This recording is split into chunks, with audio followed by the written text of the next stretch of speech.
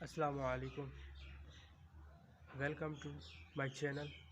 آج کی اس ویڈیو میں ہم آپ کو بہت ہی زبردست قسم کی ایک کہانی جو کہ بہت ہی زبردست ہے وہ ہم آپ کو سنانے جا رہے ہیں، اور اس کہانی کا اصل مقصد آپ کو کہانی سننے کے بعد ہی سمجھ آئے گا۔ چلتے ہیں ہم اپنی کہانی کی طرف۔ ہارون الرشید کے دور میں ایک بہت بڑے عامل تھا۔ وہ جتنے بھی عباسی خلفاء تھے ان پر جادو کر دیتا تھا، جو اس کی مرضی کے مطابق فیصلے یا کام نہیں کرتے تھے۔ قدرت کا نظام دیکھیے، اس کی عمر بہت لمبی تھی۔ اس نے 4 عباسی خلفاء کا دور دیکھا۔ ہارون الرشید کے دور میں اس نے ایک عمل کیا کہ ہارون اپنے خزانوں کی چابیاں مجھے دے دو۔ ہارون بے بس ہو گیا تھا۔ ہارون نے خزانہ کی چابیاں جادوگر کو دے دیں۔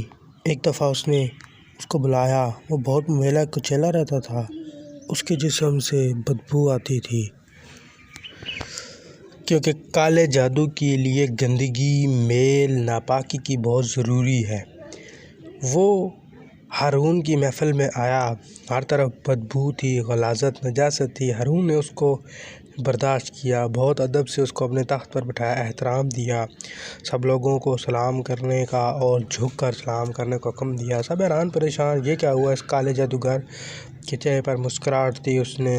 اس کے کہنے سے پہلے ہی ہارون نے اسے اپنے خزانوں کی چابیاں اسے سونپ دیں کہ آپ جانیں، خزانہ جانیں، آپ جب چاہے خزانہ جتنا لے لیں۔ خزانوں کی چابیاں سونپنا اتنا بڑا دھماکہ اور فیصلہ تھا جس پر انسانی عقل دنگ رہ گئی۔ یہ کیا ہوا؟ کوئی بول نہ سکا، لیکن ایک وزیر ایسا تھا جو ہارون کے سامنے بولنے کی ہمت جرأت کر لیتا تھا۔ اس نے ہارون سے کہا تو ہارون نے اس کے بولنے سے پہلے ہی اسے ڈانٹ کر بٹھا دیا۔ اس نے پھر جرأت کی تو ہارون نے محفل سے نکلنے کا حکم دیا اور عملاً نکلوا دیا۔ سب پر خوف اور سناٹا تھا، کوئی بولنے کی جرأت اور طاقت نہیں رکھتا تھا۔ وہ کالا جادوگر چابیاں لے کر چلا گیا۔ ہارون بہت خوش تھا، اس عمل پر مطمئن بھی تھا۔ چند ہی دنوں میں اس نے خزانہ کو اتنا نقصان پہنچایا کہ جتنا خرچ ہارون کی 7 نسلوں نے بھی نہ کیا تھا۔ یہ بات ہارون کی بیوی زبیدہ تک پہنچی۔ وہ بہت پریشان ہوئی۔ وہ بہت پڑھنے پڑھانے والی، ذکر اذکار کرنے والی نیک خاتون تھیں۔ وہ سمجھ گئیں کہ کسی کالے جادوگر نے اپنے جادو کا کمال دکھایا۔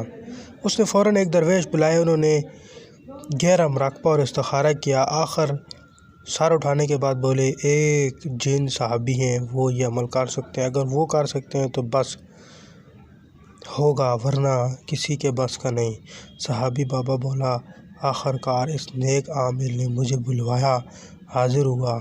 اس نے مجھے منہ مانگا انعام دینے کا وعدہ کیا، لیکن میں نے انعام لینے سے انکار کر دیا اور خدمت کا وعدہ ضرور کیا۔ صحابی بابا جن فرمانے لگے، میں نے وہاں حروف مقطعات کا عمل کیا تھا اور ہر حرف کا جدا جدا عمل کیا تھا۔ میں بہت زیادہ حیران ہوا کہ جادوگر نے کوئی ایسا جادو کیا تھا۔ ہارون جیسے بندے کو 10 پارے روزانہ قرآن پڑھتا تھا، کبھی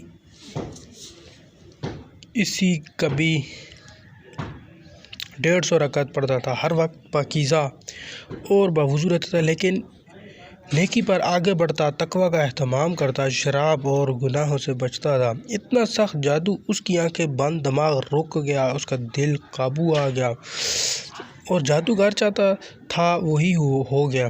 حیرت اور انوکھی حیرت کا انداز، بس یہ چند دنوں کی عمل تھا۔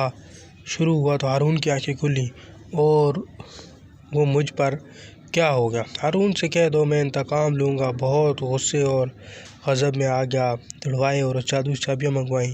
ایسا کرنے سے جادو نے قاصدوں سے کہا کہ ہارون سے کہہ دینا میں اس کا انتقام لوں گا اور لازم لوں گا۔ ان دونوں نے آ کر کہا، ہارون کہہ دو میں انتقام لوں گا۔ بعض بدر تک پہنچی زبیدہ نے اس درویش کو بلایا۔ درویش نے صابی بابا جن کو بلایا۔ صابی بابا جن نے اس کا عمل ہی خود ہی ختم کر دیں۔ حروف مقطعات کے ذریعے نہ اس کے عمل ہوگا، نہ دوسرے بانس بجے گا، نہ بانسری۔